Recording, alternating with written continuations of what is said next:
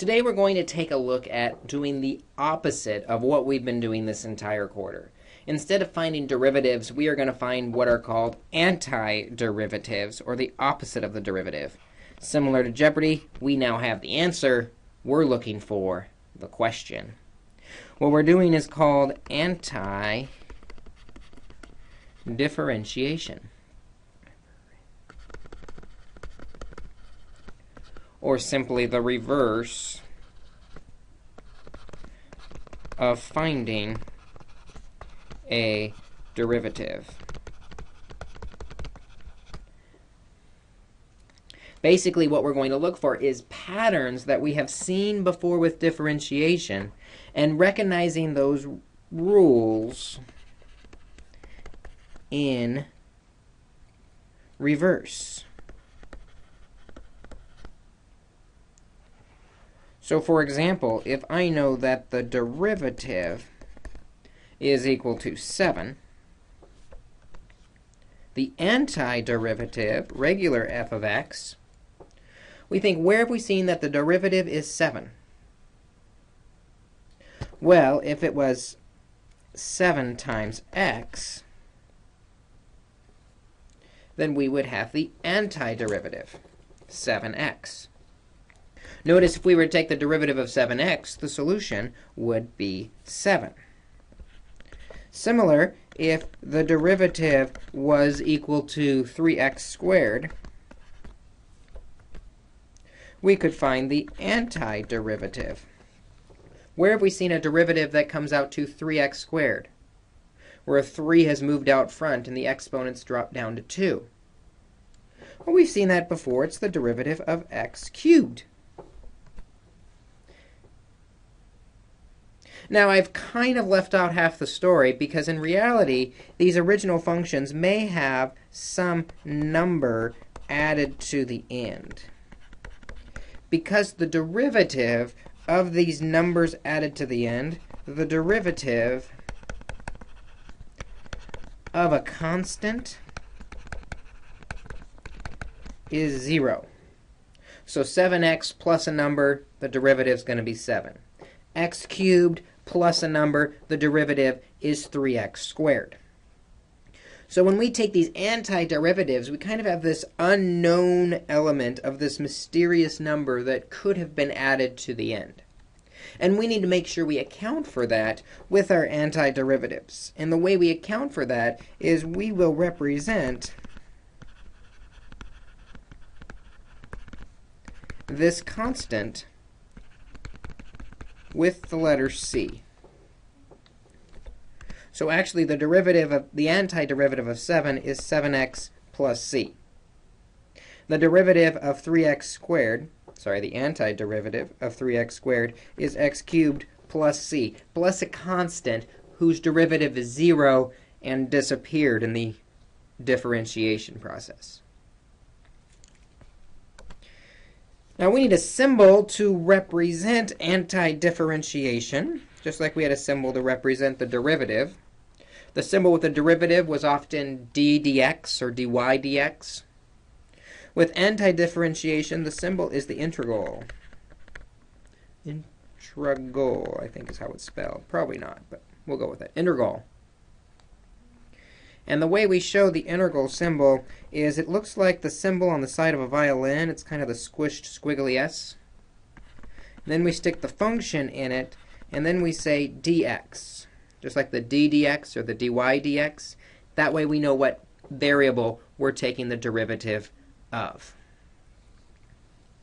And so the integral of f of x dx, we're going to say, is capital F of x plus some constant, where the big F prime, the derivative of the capital, is the lowercase. In other words, the derivative of the solution is the question. Also want to notice the importance. The symbol for integration is the integral symbol with the dx at the end. Don't forget the dx. That's part of the problem. That's part of the notation. That's like representing plus with just a vertical line. No, you forgot the horizontal line for the plus. You need the whole symbol to represent the operation integration.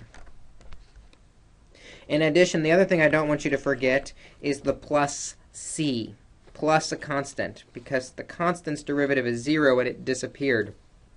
So there's always going to be some constant at the end, and we probably won't know what it is. So we're going to do plus c to represent it. So let's see if we can do some integration. The way we're going to do the integration is we have to use the rules that we have seen in reverse. So let's first look at the reverse power rule.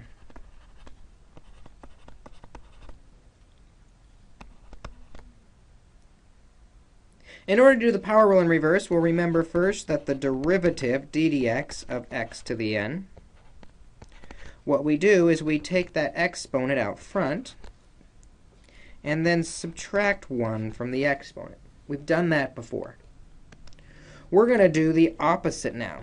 The integral of x to the n dx is going to be equal to, instead of subtracting 1 from the exponent, we are going to add 1 to the exponent.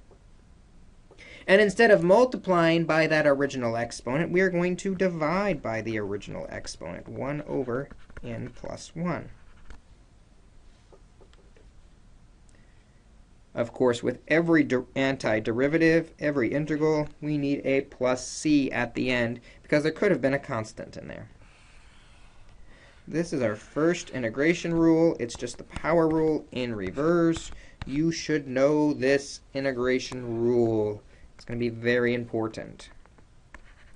So for example, if we needed to take the integral of maybe x to the 5th dx, we know we just have to bring that exponent up by 1 and then multiply by the reciprocal, or divide by 6, 1 over 6. And don't forget the plus c. The integral of x to the 5th dx is 1/6 x to the 6th plus c. We're going to do several of these examples. Make sure we get this pattern down. Let's do the integral of 1 over x cubed dx.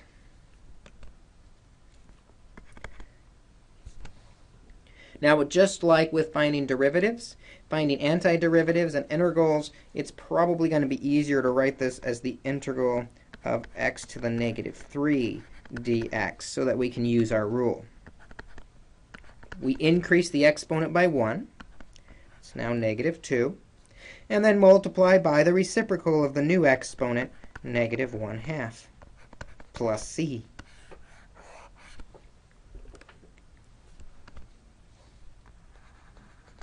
Let's try another one. How about the integral of the square root of x dx? Well, just like before with differentiation, it's probably easier with integrals to think about that as x to the 1/2 dx, so that we can use our power rule. Our power rule says we increase the exponent by 1, or 2/2, which makes it now 3/2. Then we divide by the exponent, which is the same as multiplying by the reciprocal. The reciprocal is 2/3 plus c. The integral of the square root of x dx is 2/3 x to the 3/2 plus c. And you can always check all your answers on these by taking the derivative of your solution. If we take the derivative of the solution, the 3/2 would move out front. 3/2 times 2/3 all divide out, and we're left with x to the 1/2, or the square root of x. Let's do another one. This one looks weird, but it's totally possible. Very simple, actually. The integral of dx. There's nothing in there. Well, okay, there kind of is. I just kind of hid it from you. Remember, if nothing's written, we always assume there's a 1 in there.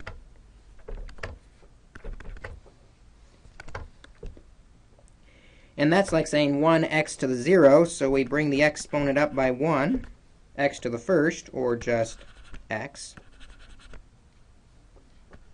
plus c.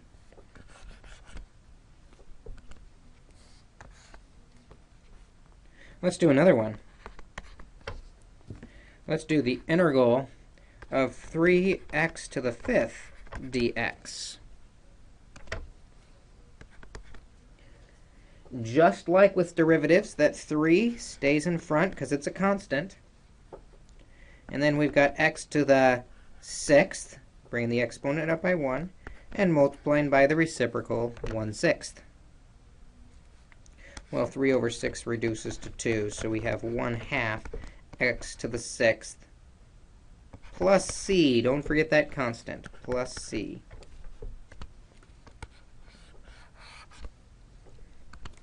For our final solution.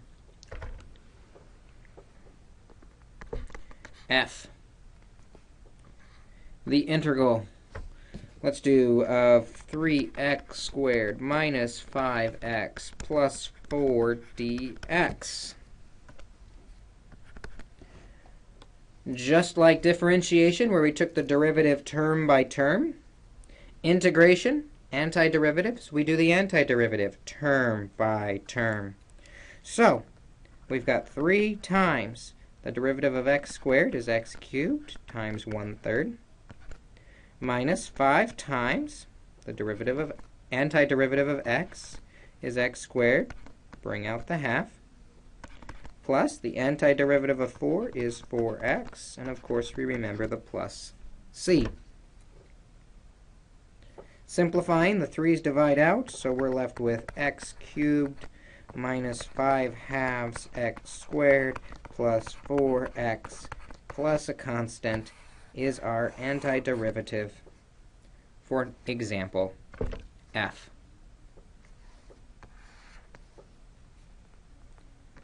G. We can make these really interesting. We can take the integral of x cubed plus x squared minus 3x plus 1 all over the square root of x dx. Well, we haven't really talked about a reverse quotient rule yet. There really isn't one, unfortunately. So we're going to need to get a little more creative with this one. Rather than thinking about that as the square root of x, we're going to think about that as x to the 1/2.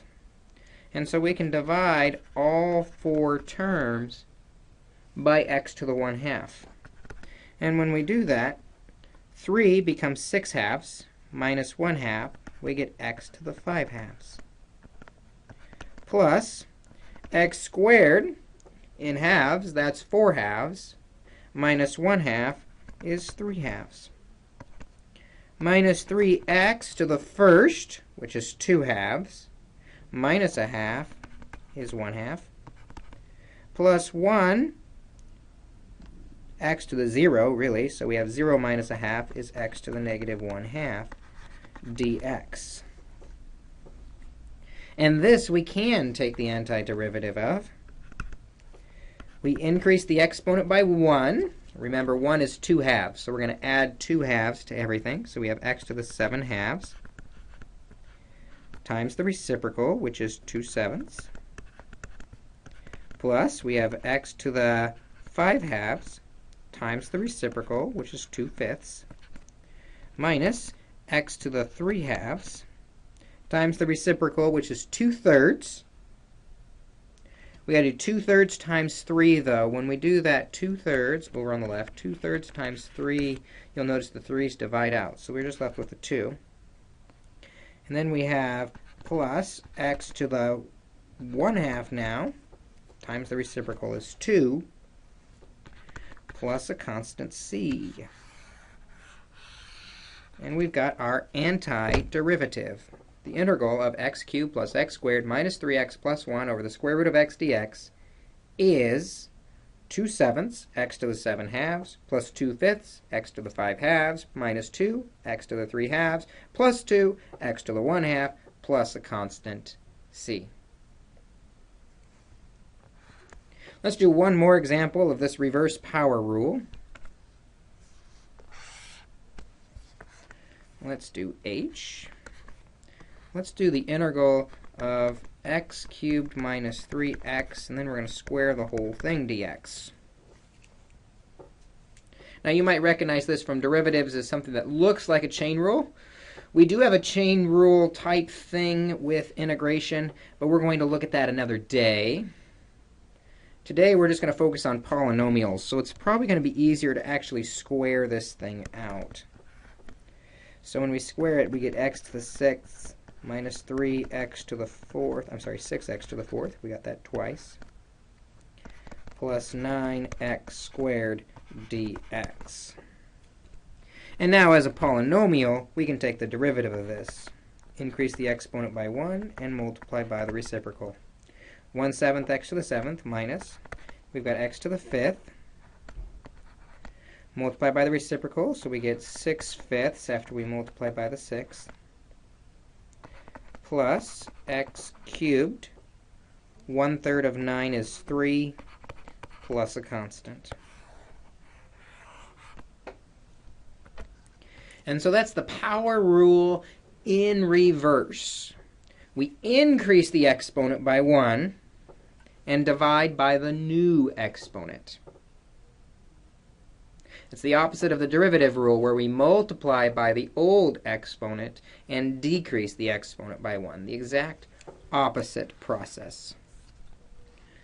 We use this idea of opposite process in many different parts of integration. Another example is when we try and reverse the exponential functions.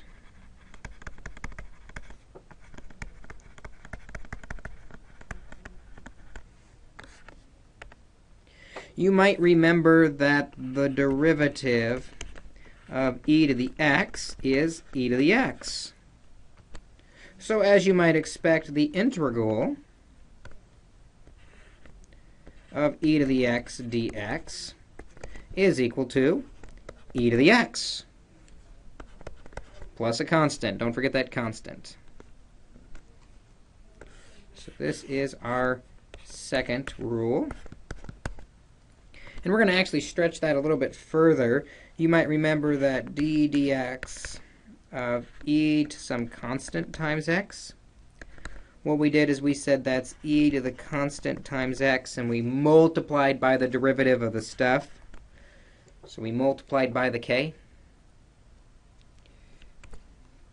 Similarly, the integral, if I can get the right color, the integral of e to the kx dx is equal to e to the kx, and instead of multiplying by the constant, we're going to divide by the constant, and of course plus c. So this is the next one we need to know. Really, it's e to the kx divided by the derivative of the kx, or divided by k. We also can stretch, though, while we're on the topic of exponential functions. If it's not a base e, it was a little more involved. The d dx of any base to the x power was any base to the x power times the natural log of the base. So if we're doing the integral of anything to the x dx, it's going to be the opposite. It's still going to be the a to the x, but this time we have to divide by the natural log of the base. And of course, there is a plus c. So this is another one you're going to want to know, very important.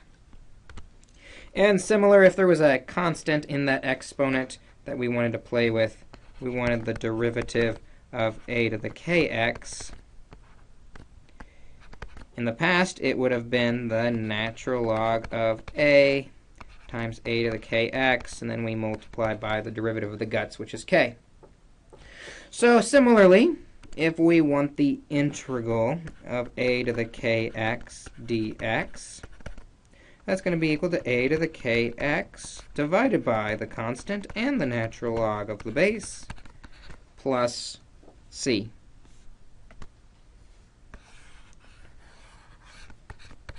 These are all variations on the same theme, the exponential functions.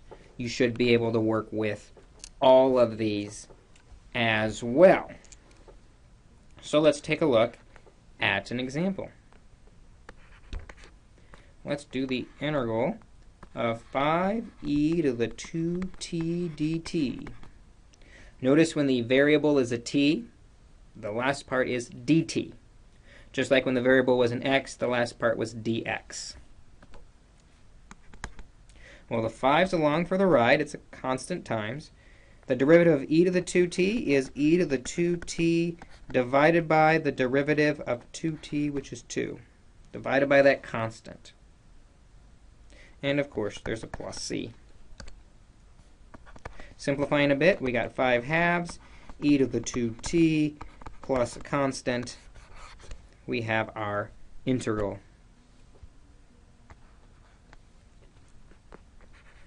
Let's try an integral with a different base. Let's say 3 to the negative 5t dt.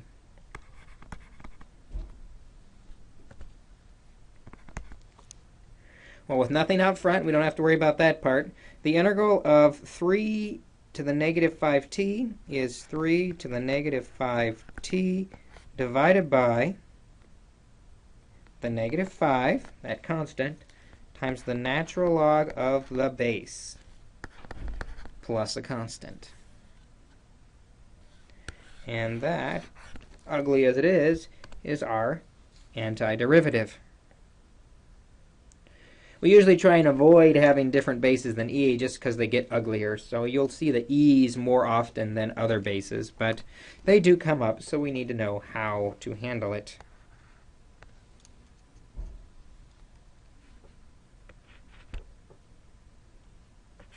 So we've looked at reverse power rules, reverse exponent rules. We also have the reverse natural log rules, which we're going to keep simple. What we've seen before is d dx of the natural log of x is equal to 1 over x. So we're just going to do that backwards. The integral of 1 over x dx. It's the same as the integral of x to the negative 1 dx is going to be equal to the natural log of x plus a constant. This one kind of comes out of what's undefined from the power rule is actually the natural log rule in reverse. So let's see if we can do a couple of these. Keeping it on the screen. Let's do the integral of 7 over x dx. Well, the 7's a constant. It's along for the ride. And the 1 over x, the derivative of that is the natural log of x plus c. And that's all there is to it. So if we want to take the integral of negative 2 over x minus e to the 3x dx, one term at a time, the negative 2 over x is negative 2, and the antiderivative of 1 over x is natural log of x, minus the antiderivative of e to the 3x is e to the 3x, and divide by the exponent of 3. And of course, we have to have the plus c at the end. So that's kind of our introduction to the operations of antiderivatives. We can do the exponent rule, the power rules in reverse. We can do the exponential functions in reverse. We can do the logarithm functions in reverse. With antiderivatives, you'll notice it's a lot more noticing patterns and structure of the problem than it is actually following a prescribed formula to solve the problem. But now that we can do antiderivatives, we can do applications in business with marginal analysis, marginal revenue, and the like in much a similar way that we've done in the past. Let's say we know the marginal cost is given by c prime of x is equal to 50 over the square root of x. We also know that the fixed cost of our product, by the way, fixed cost, remember that's the cost to produce 0 items. Remember, the fixed cost plus the variable cost that depends on the number of items. But the fixed cost is $25,000. We now can find the cost function.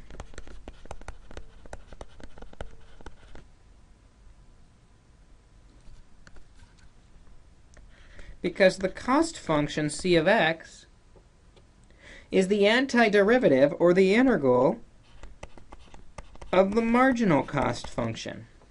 Remember, marginal cost is the derivative of the cost. So cost is the antiderivative of the marginal cost. So let's take the antiderivative, the integral of c prime of x, or 50 over the square root of x dx.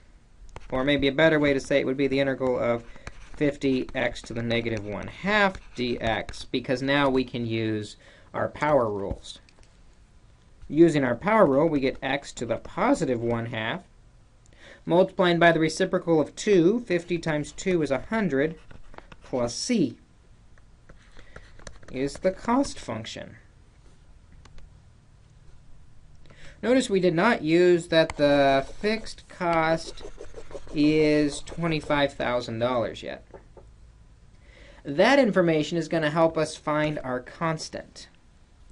The fixed cost, the cost to produce 0 items, is 25,000 items. So we're going to plug the 0 in for the x to hopefully find us a c. So when we do that, we get 100 times 0 to the 1/2 plus c. Well, 0 to the 1/2 is 0, times 100 is 0, so my constant c is 25,000 in this case. It won't always work out that the fixed cost is c, but it's not uncommon either. So now we know the cost is 100 x to the 1/2 plus c, which we now know is the 25,000. We have now calculated the cost function when we've been given the marginal cost function.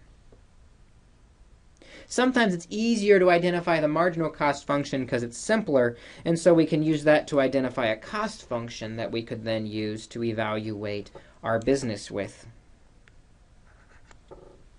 Marginal cost, that's one thing. Marginal revenue is another thing we've played with. Much the same idea. Let's say that marginal revenue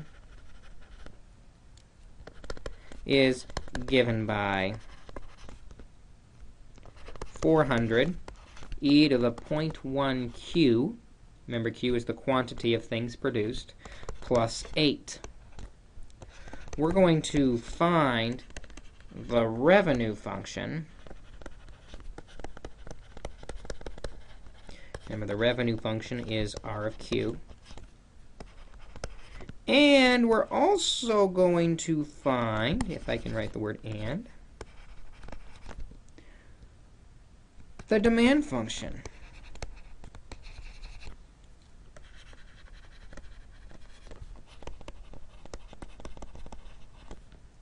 Which is the P of Q, the price related to the quotient. The quantity. Well, let's look at it. Marginal revenue, we're looking for the revenue function, R of Q, which is the antiderivative or integral of R prime of Q dq. Q, I said. dq, there we go. So we will take the integral of the 400 e to the 0.1 q plus 8 dq.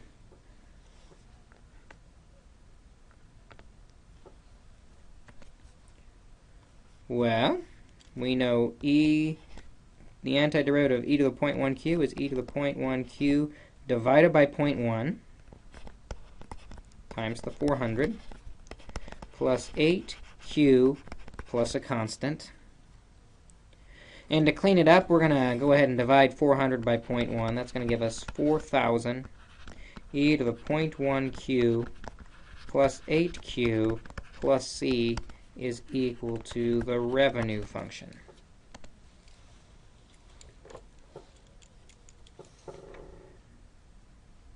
do we find out what the constant is here? Here's something important to note about revenue. If you sell 0,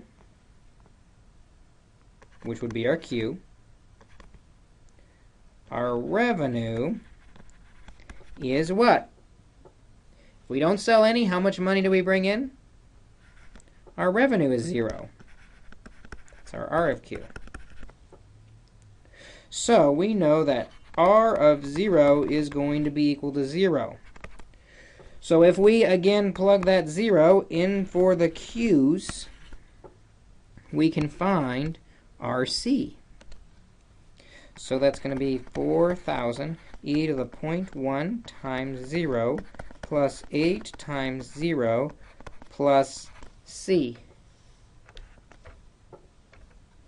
Well, as we work through this, 0.1 times 0 is 0, and anything to the 0 power is 1. So what we're left with is 0 equals 4,000 plus 0 plus C. So subtract the 4,000, and C is equal to negative 4,000.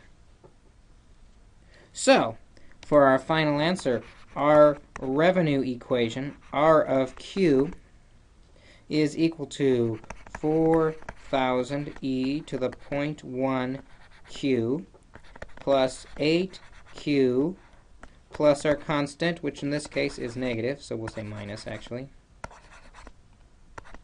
minus 4,000. We have our revenue equation. This problem also asks, though, for the demand function.